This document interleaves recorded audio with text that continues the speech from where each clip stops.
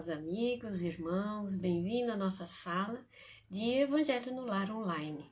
Vamos aguardar nossos irmãos, nossos amigos, para que a gente possa angariar força, estudar um pouquinho para a semana que virá. A Graça já entrou, que ótimo.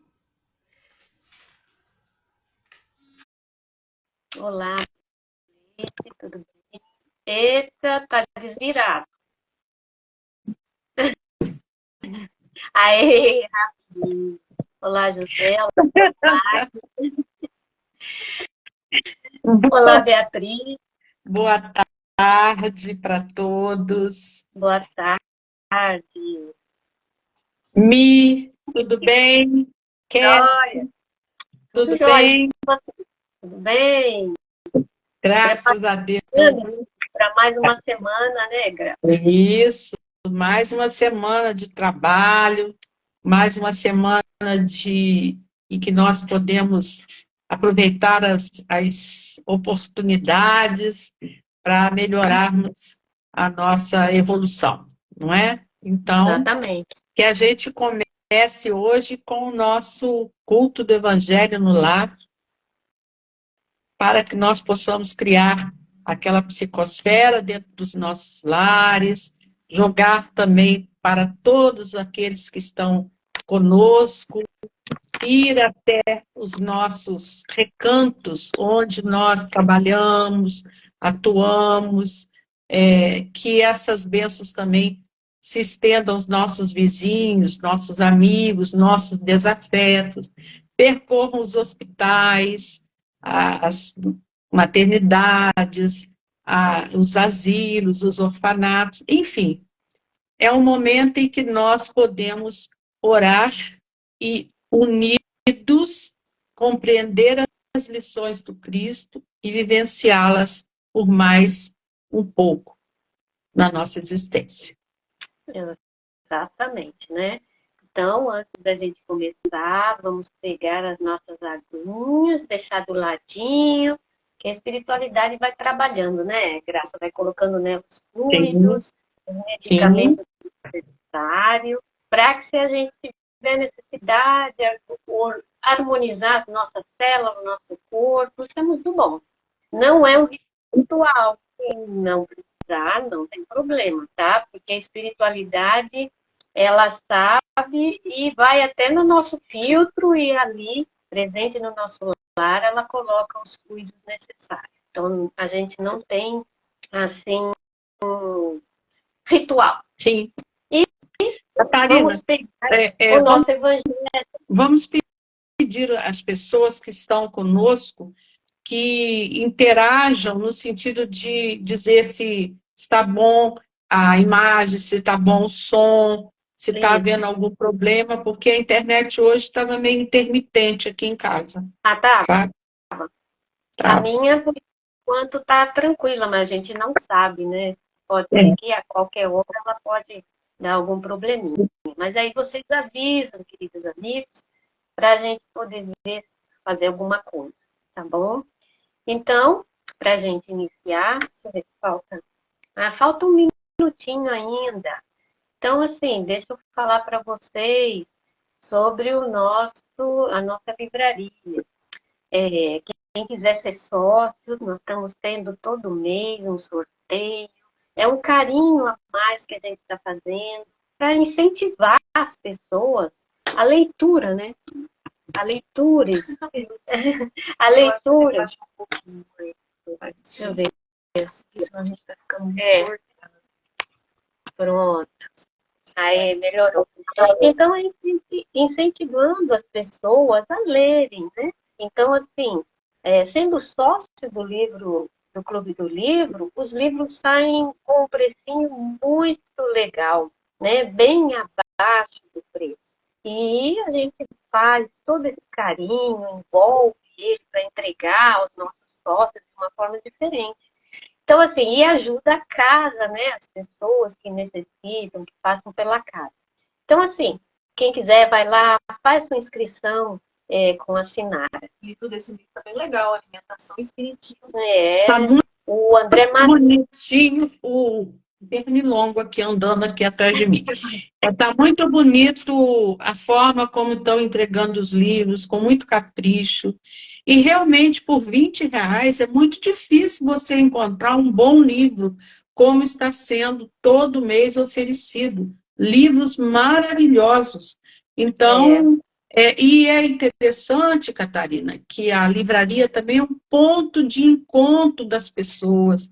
É um local onde as pessoas deixam as doações, tanto para o próprio bazar nosso, como também para os demais bazares, das demais pessoas que militam por ali, né? Então, a livraria espírita precisa e deve ser frequentada por todos, espíritas ou não espíritas, porque quantas vezes a gente recebe dali um bilhetinho, peço vibrações, peço orações para A, para B, para C, deixam ali, né? Então, frequentem, tem a biblioteca que está lá, que pode ser pesquisada, né, o Catarina? Os livros estão ali, são 1.200 obras, que estão catalogadas dentro da parte da biblioteca, não é?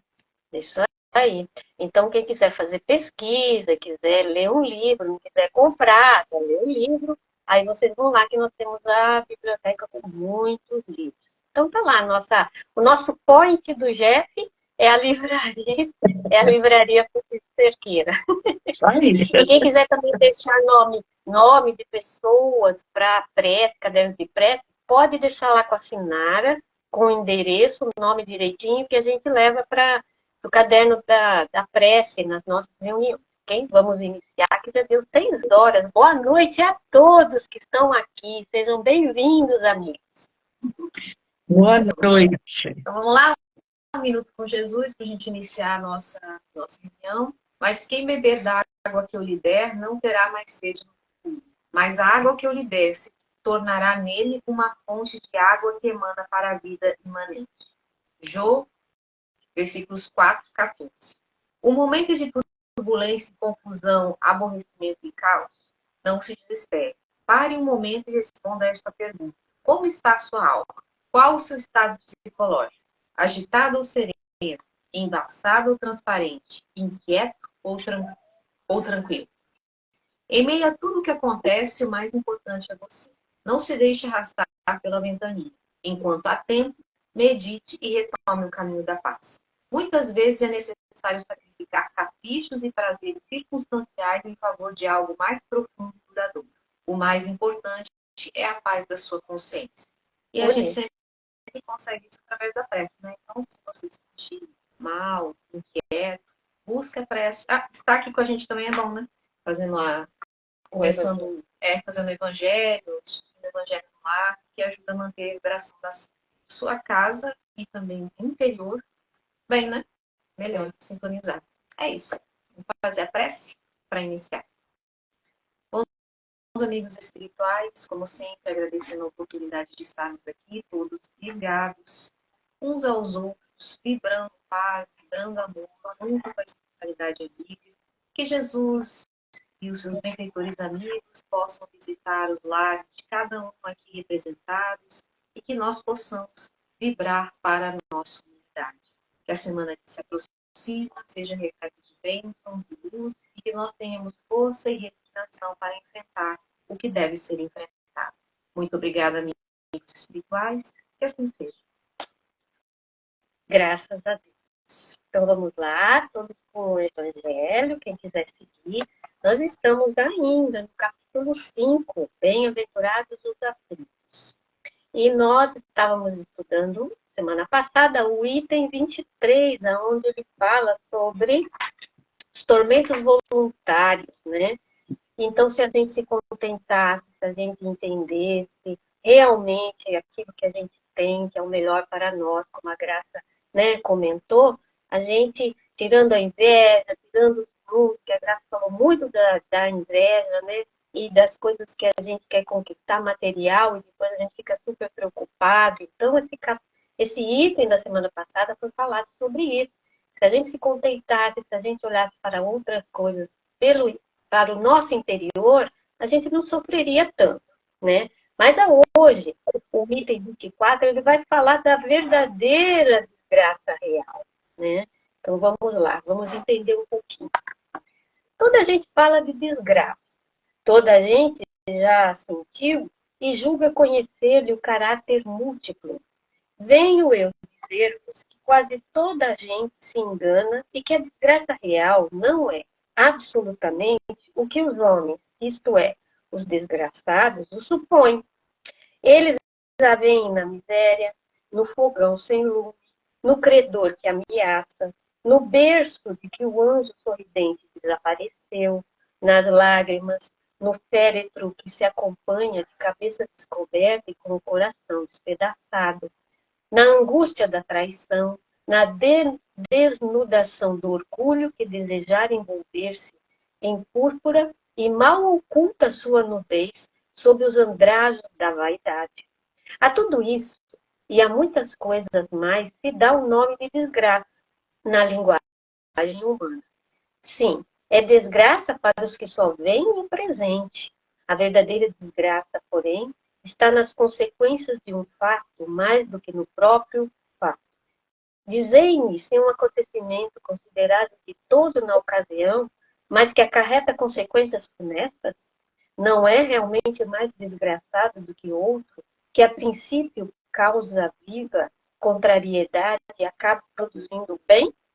Dizei-me se a tempestade que vos arranca as árvores, mas que saneia o ar, dissipando os miasmas insalubres que causariam uma morte, não é antes uma felicidade do que uma infelicidade? Para julgarmos de qualquer coisa, precisamos ver-lhe as consequências. Assim, para bem apreciarmos o que, em realidade, é ditoso ou inditoso para o homem, precisamos transportar-nos para além desta vida, porque é lá que as consequências fazem sentir. Ora, tudo que se chama infelicidade, segundo as acanhadas vistas humanas, cessa com a vida corporal e encontra a sua compensação na vida futura. Vou revelar-vos a infelicidade sob uma nova forma, sob a forma bela e florida, que acolheis e desejais com todas as veras de vossas almas iludidas. A infelicidade é a alegria, é o prazer, é o tumulto, é a vã agitação, é a satisfação louca da vaidade, que fazem calar a consciência, que comprimem a ação do pensamento, que atordou o homem com relação ao futuro. A infelicidade é o ópio do esquecimento que ardentemente procurais conseguir. Esperai vós que chorais, tremeis vós que rides, pois que o vosso corpo está satisfeito. A Deus não se engana, não se foge ao destino, e as provações credoras, mais impiedosas do que a matilha que a miséria desencadeia, vos espreitam o repouso ilusório, para vos imergir de súbito na agonia da verdadeira infelicidade, daquela que surpreende a alma amolentada pela indiferença e pelo egoísmo. Que, pois, o Espiritismo vos esclareça e recoloque para vós, sob verdadeiros prismas, a verdade e o erro, tão singularmente deformados pela vossa cegueira. Agireis então como bravos soldados, que longe de fugirem ao perigo, preferem as lutas dos combates arriscados, a paz que lhes não pode dar glória nem promoção. Quem importa ao soldado perder na refrega armas, bagagens e uniforme, desde que saia vencedor e com glória? Quem importa o que tem fé no futuro, deixar no campo de batalha, da vida a riqueza e o manto de carne, contanto que sua alma entre gloriosa no reino celeste. Quem nos disse essa mensagem foi Delfina de Girardin, em Paris, em 1861. Então, boa noite para aqueles que chegaram agora. Obrigada por estarem conosco aqui. Vamos orar juntos, vamos vibrar juntos e entender essa lição que está muito bem explicada. Eu gostaria de iniciar. Eu tive uma pessoa que disse para mim assim: a gente nunca sabe da vida de quem psicografou ou quem enviou essa mensagem que Kardec nos coloca no Evangelho ou em outras obras. E aí, eu fui pesquisar, fiquei curiosa, realmente. Quem foi Delfine de Gerardin? Porque a gente estuda o texto, vê que foi 1861, mas a gente não se interessa pelo personagem que escreveu, né, essa carta para nós, não é? Essa instrução para nós. Então, Delfine de Gerardin espírito, na condição de espírito desencarnado, se dispôs a trazer essa informação. E quem era ela, né, para falar sobre a desgraça real? Delfine foi uma poetisa francesa que frequentou os salões de Madame Recamier, que casou-se com Emílio de Gerardin, jornalista e político francês.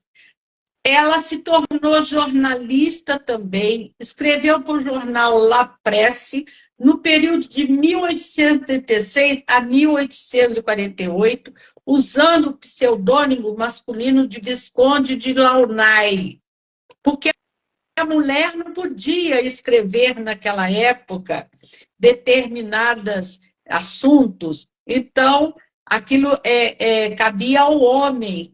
Ela, então, usa o pseudônimo de Visconde de Launay e escreve muitas crônicas, sendo que essas crônicas traziam casos da sociedade do tempo de Luís Felipe.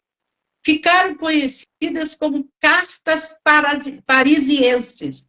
Então, gente, está lá, é uma personagem da história, viveu realmente numa determinada época, e que influenciou também o pensamento da época. E é importante a gente dizer que ela conheceu o Allan Kardec, ela participou das sessões literárias, dos salões onde eles faziam as mesas girantes, né? Ela estudou esses fenômenos, ela era muito amiga de Victor Hugo, do professor Rivaio, e que ela sofreu um baque muito grande, ela, o marido e todos, quando houve o golpe de Estado na França em 2 de dezembro de 1851. Foi engendrado por Luiz Napoleão Bonaparte, que era presidente na época da Segunda República Francesa. E todos aqueles que participavam da Assembleia Nacional Francesa, ele destituiu e foram todos para o exílio. Então, ela sofreu com isso, porque os amigos, os familiares foram destituídos. E ela viaja de encontro a eles e vê a forma como eles estão tristes, sofridos, se sentindo desgraçados. Por isso que ela fala sobre a desgraça real. Então, já conhecendo o personagem, a gente vai ver o que é no nosso dicionário, né? O que é desgraça? O que é uma desgraça?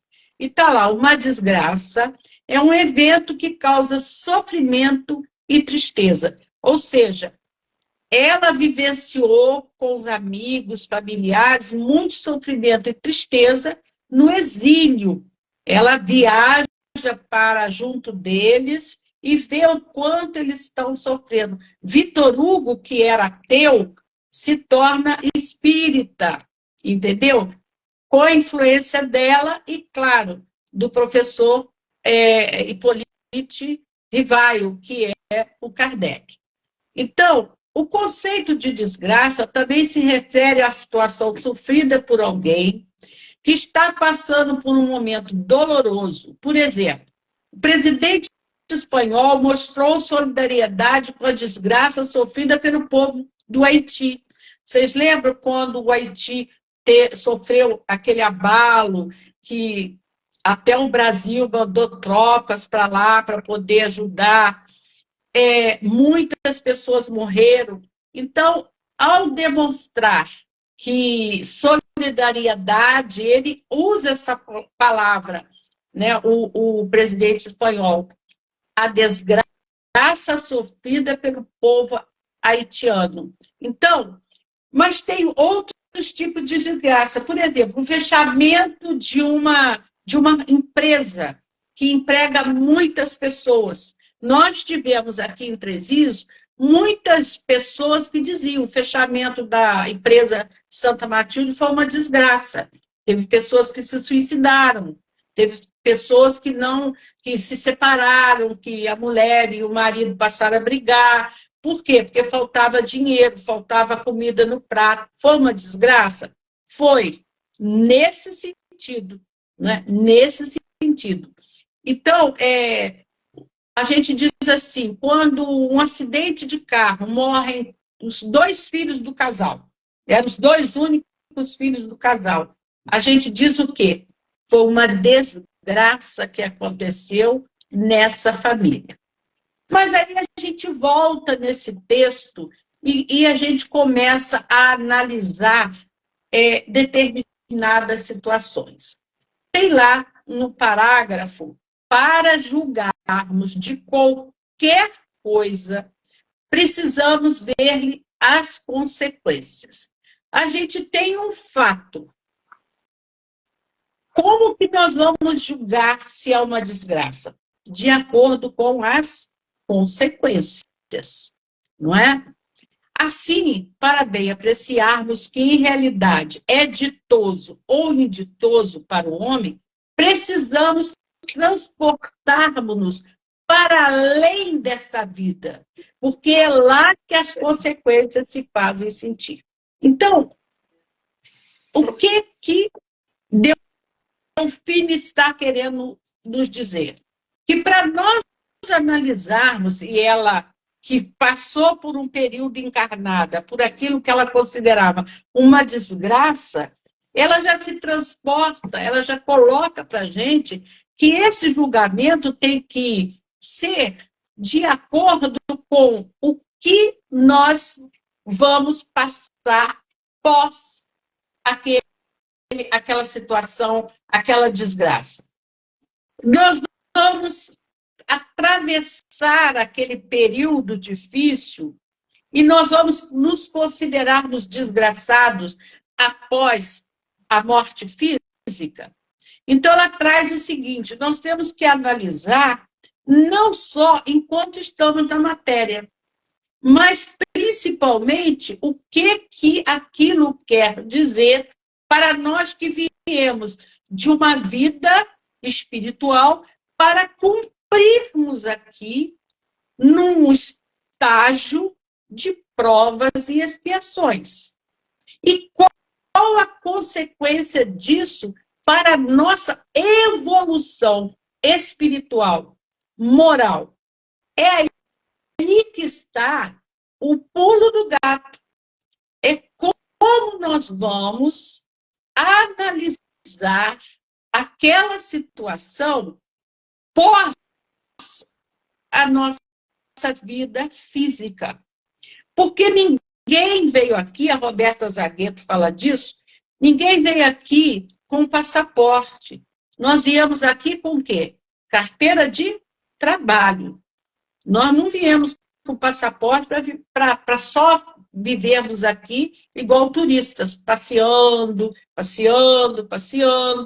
né? Não, nós viemos com carteira de trabalho, nós viemos para trabalhar. Claro que nós temos aquele período em que a gente pode descansar, mas quantas vezes a gente ouve pessoas dizerem que aconteceu um problema muito grave, mas aquilo foi importante para se criar uma outra situação que trouxe benefícios a mais pessoas ou a si próprio. Nós temos muitos exemplos disso. Quando nós falamos na Companhia Santa Matilde, realmente foi muito difícil aquilo tudo. Porém, interessantíssimo, porque nós, eu, meu marido e meus filhos, sofremos a consequência daquilo, né? Quando a Santa Matilde fechou, o que meu marido fez? Com muitos outros aqui, foi trabalhar fora de Três Rios. Se ele ganhava aqui 3.000, ele passou a ganhar 7.000 em São Paulo. Era difícil para nós, era muito complicado, porque ele vinha na sexta e voltava no domingo. Então, a família sentia muita falta. Hoje, com a aposentadoria dele por São Paulo, ele pôde receber um salário melhor e ter uma velhice mais tranquila. Então, olha como a nossa vida deu um nó. Naquele momento foi muito difícil. Mas ele achou uma saída. Ele e outros amigos. Saíam 2 ônibus às 9h40 da noite, aos domingos, lotado de trabalhadores de Três Rios para São Paulo. Mas não era só para São Paulo. Outros saíam para o Rio, outros saíam para Resende, outros para Volta Redonda, outros para Juiz de Fora. Enfim, aquele povo que encarou aquilo como uma alavanca que eles tinham que resolver aquele problema, porque eles tinham família, eles tinham que acharam um caminho. Foi fácil? Não foi. Moraram em pensões, com pessoas que não conheciam, com pessoas alcoolizadas à noite. Não foi fácil. Mas hoje, colheu-se o fruto. Eu não estou dizendo que foi bom. Eu estou dizendo que não se acomodaram diante da tragédia. Porque eram muitos funcionários. Hoje, nós vemos no mesmo espaço que era Santa Matilde, várias empresas. Porque é preferível ter 4, 5 empresas do que ter uma só como mantenedora da cidade. Como era a rede ferroviária e a Santa Matilde. Eu estou dando um exemplo da cidade de Três Rios. Da cidade de Três Rios. A maior dor, a maior que a gente pode considerar realmente uma desgraça, é a perda de um filho. Né? Tanto que o Chico se dedica, principalmente no final da vida dele, ao acolhimento às mães que perderam seus filhos. Mas isso, encarado sob a lei da imortalidade da alma, apesar do sofrimento e da dor, o espírita sabe que aquela perda é momentânea, porque ninguém morre. A vida não começa no berço e não termina no túmulo. Então, essa dor, esse sofrimento, se nós cremos em Deus, e cremos nos ensinamentos de Jesus, nós sabemos que nós vamos nos reencontrarmos. E eu falava há um tempo atrás aqui, eu acho que no próprio, na nossa próprio culto do Evangelho do Lar, que a força, a energia dos discípulos, o destemor deles, só veio após Jesus ressuscitar, ressurgir. Porque eles tinham medo, muito medo das desgraças que poderiam acontecer com eles, se enfrentando sozinhos aqueles que eram os mandatários da época. Né? No sábado, o Marcos Bragato nos trouxe uma passagem de Jesus muito importante para todos nós, que vemos o sofrimento como sendo de única forma de só nos prejudicar.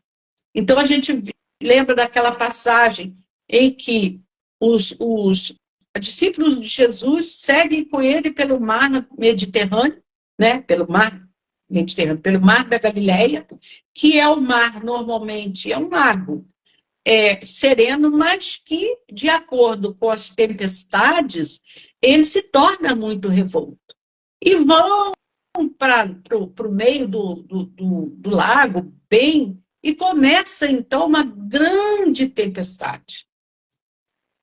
E Jesus está o quê? Dormindo. Serenamente dormindo.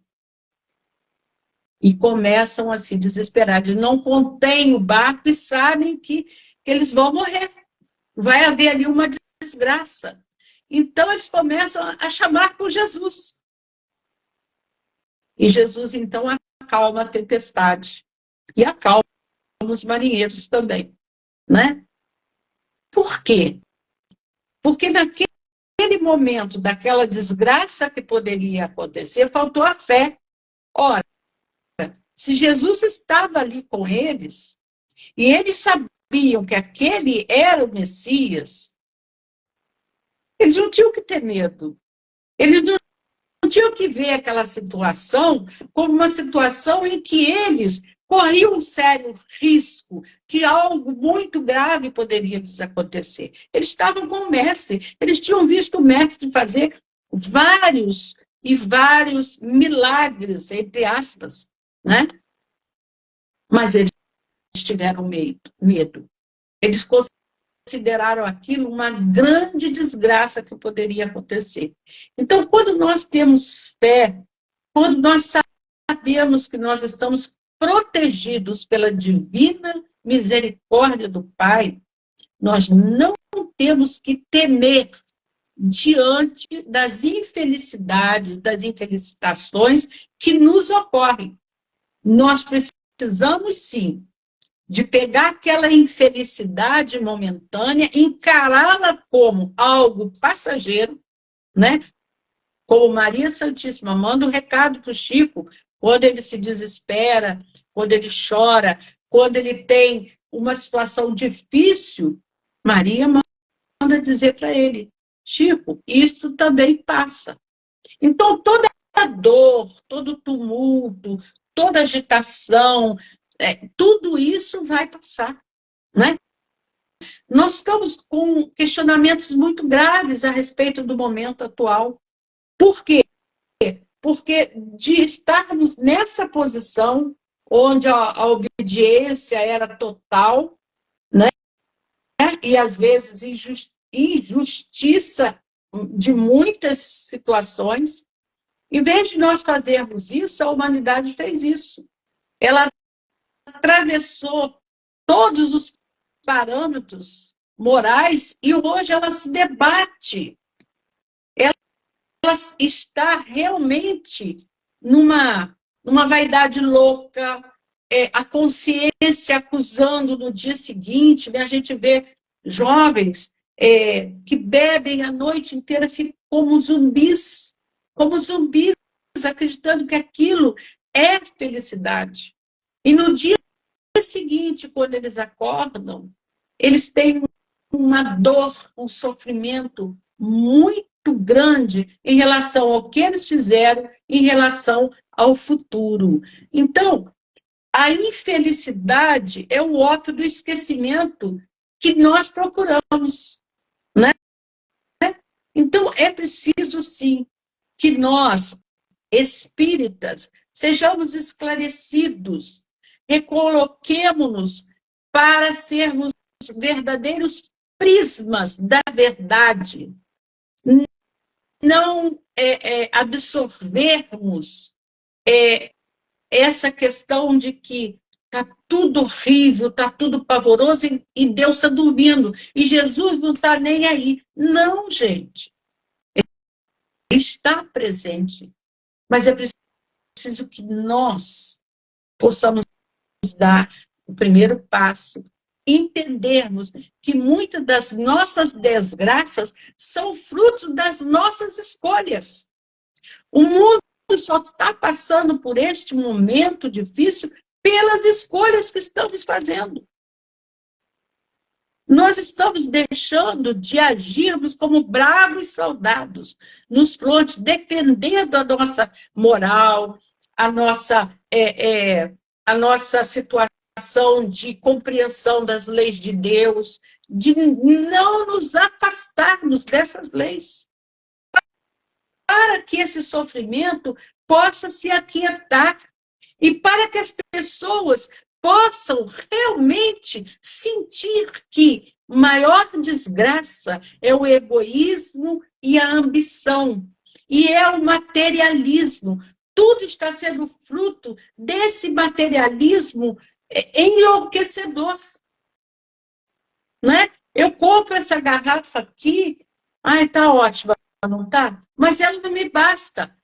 Eu quero outra e outra. Ah, porque saiu agora, o que está usando é uma outra maior, com um azul diferente. Aí eu vou lá, pelo meu egoísmo, pela minha vaidade, e adquiro sem necessidade. Nós estamos com as nossas casas abarrotadas de coisas que nós não precisamos. Você abre um armário, a panela. Ai, saiu uma panela assim, uma panela assada, você vai lá e compra. Aí você olha, tem panela que você não usa. Estou dando exemplos simples, né? Mas você tem que pagar por aquilo. Você às vezes nem tem lugar mais para pôr aquilo dentro de casa. Mas anunciou na televisão, anunciou, você viu no danado do celular, né, que toda hora entra uma propaganda. Você tem lá 10 pares de sapato, mas aí saiu um que é diferente lá, né? Agora, eu falei que se eu tivesse guardado um sapato meu de 20 anos atrás, eu estava na moda. Porque está usando azul, rosa, amarelo, verde. Tá ou não está? Tá. Graças a Deus que dei tudo. Me desfiz de tudo. Né? Então, olha só, que bobagem a gente ficar sofrendo, entrar em situação de desespero, porque eu quero mais do que eu necessito. O grande problema nosso é a ambição, é o egoísmo, é a vaidade. Esses são desgraças das quais nós precisamos nos libertar. Há algo em nós que nós precisamos realmente fechar, que é essa ambição desmedida pelas coisas da matéria e pouco pelas coisas do espírito. Então, cuidemos do nosso valor moral, cuidemos em colocar nossos espíritos em situação de tranquilidade, de equilíbrio, seja a situação que vier, tenhamos a certeza de que o orar e vigiar é realmente a melhor resposta para os nossos problemas e dificuldades, que muitas vezes nós chamamos de desgraças. Quando as pessoas se levam ao suicídio, quando nós, na rede social, achamos assim, como que uma pessoa tão linda, famosa, cheia de dinheiro, chegou a esse ponto? Não tem resposta. A resposta é a falta de fé, é a falta de Jesus no coração. Nós estamos sentindo saudade de Jesus. Sentindo muita saudade dele. A humanidade está começando a sentir saudade de Jesus. Então, que ele possa abençoar a nossa noite, a nossa semana, e que possamos realmente acreditarmos que não estamos sós. Isso aí. Então, vamos à nossa prece. Fechar os nossos olhos e agradecer a espiritualidade amiga pela oportunidade de estarmos aqui para mais este Evangelho no lar. Pedindo a espiritualidade, a Jesus, querido amigo e mestre, que esteja em nosso lar, fazendo uma varredura em cada cantinho dele, retirando todos os pensamentos, os miasmas ruins. Irmãozinhos que possam estar nos atrapalhando e os prejudicando também, para que eles sejam levados a locais onde serão esclarecidos. Abençoe também, Senhor, a todos aqueles que estão nos cômodos ao lado. Abençoe também, Senhor, a todos aqueles que sofrem, a todos aqueles, Senhor, que gritam por socorro. Fluidifique também as nossas águas, para que seja colocados nelas as vitaminas, os remédios, os sais minerais, juntamente com esse passe que está nos equilibrando o nosso organismo, para que possamos criar força, para termos mais coragem, dinamismo, fé, coragem, fé e esperança, para enfrentar as provas do dia a dia. Ajude-nos, Senhor, a sermos fiéis à sua doutrina, amparando, ensinando, estudando, tendo maior respeito para com os nossos irmãos e a nós mesmos.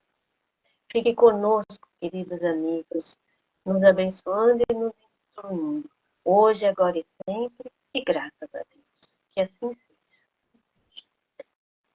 Meus amigos, não vamos esquecer de fazer as inscrições para o dia 19 de agosto de Jorge Alahá, que vai estar aqui na nossa cidade, aqui no GEF, 18h30, falando sobre os bem-aventurados.